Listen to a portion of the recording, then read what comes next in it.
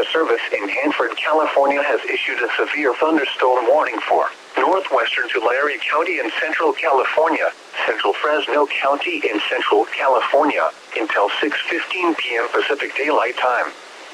At 5:38 p.m. Pacific Daylight Time, a severe thunderstorm was located near Orange Cove, 25 miles east of Clovis, moving northeast at 25 miles per hour.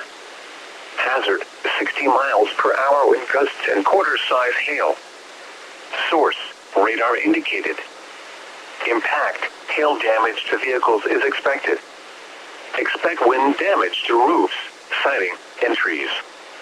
Locations impacted include Orange Cove, Grant Grove, Pinehurst, Yokuts Valley, Azalea Campground, Sunset Campground, Grant Grove Visitor Center, and Crystal Springs Campground. For your protection, move to an interior room on the lowest floor of a building.